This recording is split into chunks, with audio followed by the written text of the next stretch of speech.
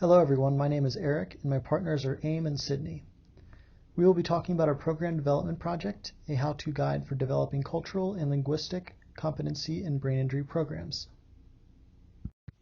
We worked with 3 programs through MindSource Brain Injury Network. The first was Achieving Healing Through Education, Accountability, and Determination, or AHEAD, which is a program that was created to provide individuals who have screened positive for traumatic brain injury with the insight and tools to better cope with and address the symptoms that they deal with. The second program was the Peer Mentorship Program, which is for individuals with a brain injury who would benefit from having a mentor who also has a brain injury. Mentors are trained to help their mentees explore resiliency, define what is meant to thrive, and then take the appropriate steps in that direction. The third and final program that we worked with was the Self-Advocacy of Independent Life, or SAIL, which is a small group multi-session course created at Craig Hospital for people with a brain injury. It is set up as a 6-session course with 2 follow-ups, but can be done in as little as a one-day workshop. The focus is to establish goals for self-advocating in a variety of settings to get their needs met. This program development project began with an assessment of the current cultural and linguistic considerations applied by MindSource programs that are focused on helping people with brain injuries in Colorado. With the guidance of Regina Rodriguez, the Diversity and Inclusiveness Coordinator for MindSource, we discovered cultural and linguistic needs in our 3 chosen programs. Specifically, we discovered a distinct lack in addressing equity, diversity, and inclusion. By speaking with the program leaders, we learned that the extent of the cultural and linguistic needs were driven by a lack of diversity of participants in these programs. Additionally, the program leaders have been operating under the assumption that their program facilitators are doing what is necessary to provide best service to participants. In order to address their cultural and linguistic needs, we decided to create a way to weave the national culturally and linguistically appropriate services or class standards into these programs. Together, AHEAD, Peer Mentorship, and SAIL programs seek to provide all community members within Colorado who have a brain injury with tools and strategies to better cope with and address symptoms, support survivors through peer mentorship, and assist them to establish goals for self-advocating in a variety of settings. However, due to their inability to meet diverse cultural and linguistic needs, they are unable to effectively serve diverse people in Colorado with a brain injury. As soon-to-be occupational therapists, we are focused on creating and facilitating opportunities for people to engage in occupations that lead to positive outcomes. We believe that these programs need to adopt an occupational therapy strategy, as they are currently not providing enough culturally and linguistically sensitive materials to assist culturally diverse community members with brain injuries to work in a truly supported fashion toward achieving positive life outcomes. Here is a brief look at our logic model. The rest of this presentation will take you through each step, leading to our final impacts. I'm Aim, and I will be taking us into a closer look of the resources and inputs and how they shaped our goals and activities. The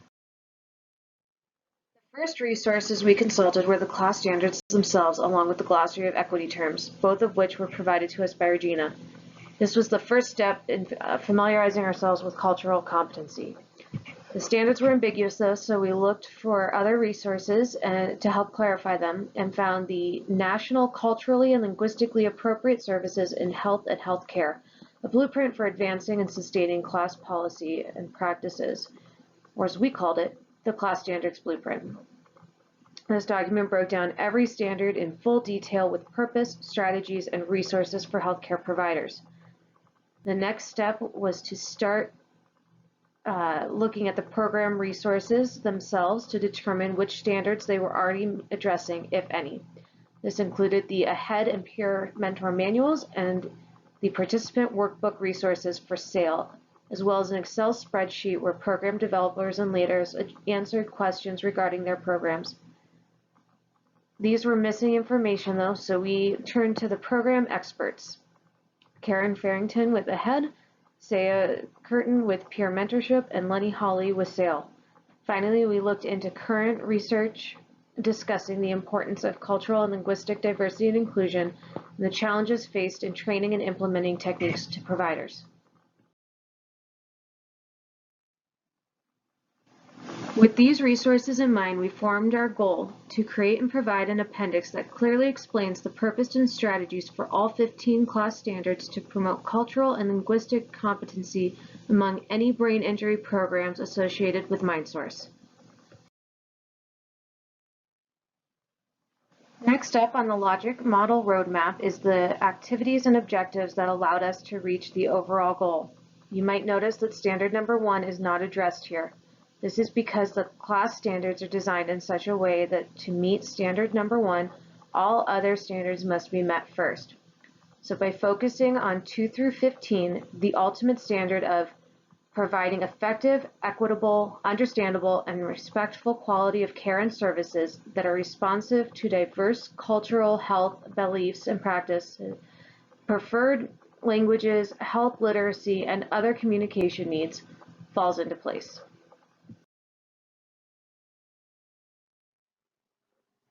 Activity number 1 is to develop strategies for meeting standards 2 through 4 to ensure the brain injury programs with MindSource have cultural competency training, leadership devotion to cultural and linguistic competency, and staff representation of the program populations.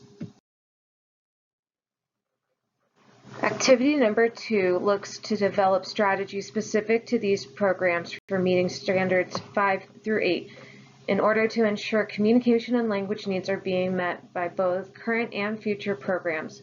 This is including accessibility to all aspects of the program regardless of any language or communication differences. Finally, activity number 3 is to create strategies to meet standards 9 through 15, which encourage persons involved in the brain injury program to take opportunities to engage, continuously improve, and hold these programs accountable for providing cultural and linguistic appropriate services to communities. This brings us to the output part of the journey. When assessing how to shape this document, we reviewed the needs of each of the 3 programs as well as MindSource to ensure we were making the best possible final product. The needs ended up being a universal design, simple modifications as standards change, and the ability to be added to future programs. This would allow for one document to be added at the end of any and all program manuals that could be updated without needing to do full manual rewrites, which is timely and costly. To meet these needs, we created one generic appendix, a how-to guide for developing cultural and linguistic competency in brain injury programs, strategies for meeting class standards.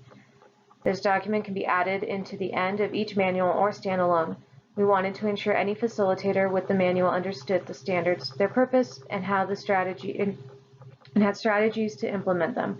This class standards blueprint was looking like the right idea as it's nationally recognized. However, it can be inaccessible and cumbersome, especially for quickly relaying the information to new program providers. So we chose to modify it. We condensed the information down to the essentials and added resources specific to the brain injury and MindSource, along with helpful tips and tricks. This makes it more accessible, easy to update, and helps to ensure needs are being met for all participants regardless of their cultural needs.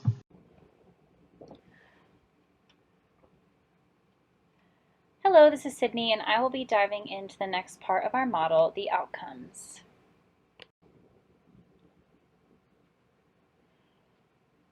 So our first outcome is that staff and volunteers will learn how to anticipate and accommodate diverse needs. The appendix conveys the importance of cultural competency training with the class standards 2 through 4, which you saw from our activities in a few slides prior, and it offers resources available in the community for high-quality training based on current best practice. So if these brain injury programs choose to promote and encourage ongoing cultural and linguistic training amongst their staff and volunteers, they will become more equipped to anticipate and accommodate the diverse needs of their population because they will have a better understanding of different cultural values and beliefs and the importance of accommodating those needs. So our second outcome is that brain injury program leaders will be able to meet the executive order from Governor Polis directing state action for equity, diversity, and inclusion.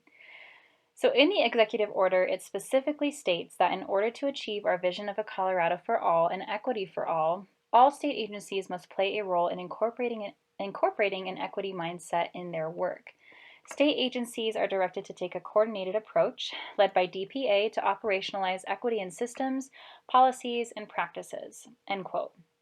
All class standards were specifically created for agencies to promote equity, diversity, and inclusion through changing policies and practices and ensuring that individuals on every level, including leadership as they're the ones creating policies and systems, participate in this process.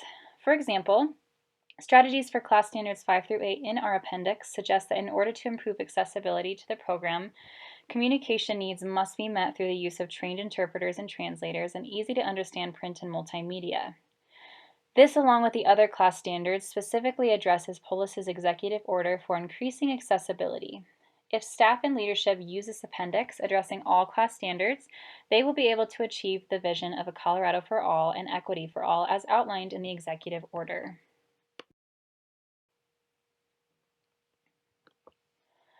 Our third outcome is that staff will be able to quickly reference a practical document for easier implementation of class standards. Having an organized, applicable document with strategies and resources will make it easier and more likely that programs will take the time to implement class standards. Having an appendix with step-by-step instructions and suggestions to quickly reference will eliminate the possibility of a program feeling overwhelmed by the vastness of cultural and linguistic needs, and will standardize the process for increasing cultural and linguistic competency within brain injury programs in the future. And you can see a little snippet of our appendix here on the left. That's just the intro page, a little example of what it looks like. Now we're going to take a look at the next step in our logic model, which is the impact.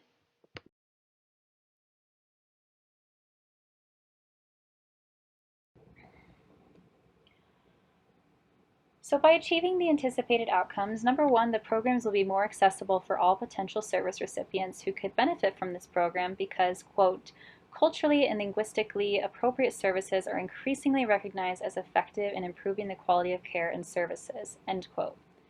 When program leaders improve the accessibility of a program, they recognize that the program needs to take diverse cultural and social factors into consideration when designing applications, advertisements, and websites promoting the program in order to create more opportunities for a wider variety of individuals to access the program they are offering. For example, eliminating language and communication barriers targets these contextual factors to enable diverse participants to access this program. The second impact is that service recipients will have their cultural and linguistic needs met within the program, which will increase their ability to participate throughout the whole entire program. And ultimately, this is what OT is all about, tearing down barriers, whatever they may be, in order to promote meaningful participation. Ultimately, when service recipients have their cultural and linguistic needs met, they will have a better opportunity to benefit from the program and more easily and comfortably participate. Now that we have taken you through our logic model, we hope that we were able to convey how each step helped us ultimately reach our outcomes and impacts. We believe that using our evidence-based resources assisted us with completing the activities necessary for creating our appendix. Because each activity helped us create strategies for each class standard in the appendix, ultimately the appendix will be able to help staff and volunteers have the necessary strategies and resources for addressing cultural and social factors that could potentially be barriers to service recipients' ability to fully participate in the program. Hi, it's Amy again. While we worked hard to ensure our how-to guide is as user-friendly as possible, we recognize there are still potential barriers for the individual programs when implementing them. The first is the cost associated with obtaining interpreters, having documents translated, printing and reprinting materials in multiple languages, and others. Discussing these concerns with Regina, MindSource is prepared to assist programs to help lighten the cost burden with a variety of resources. We also learned through our research articles there is a real need to work on training programs for cultural competency. Currently, the trainers themselves do not have full understanding, which is hindering their ability to pass the knowledge on. There is also yet to be a best practice developed for training new practitioners. Finally, organizations are not making the necessary systemic changes to implement long-term changes. If individual practitioners are the only ones receiving training and implementing change, then the change will never fully take hold. This is why we believe that helping these brain injury programs implement these class standards is valuable. This will help ensure that all levels within the organization are doing what they can to provide positive change that impacts the services participants experience. We want to sincerely thank Regina, MindSource, and Pat for allowing us to be part of this project and making a real impact on the lives of individuals with brain injuries across Colorado. It has been a lot of fun learning and exploring the world of cultural diversity and inclusion through this project. Thank you again, everyone. And last, but certainly not least of all, this is a list of all references used in the creation of this presentation. Thank you.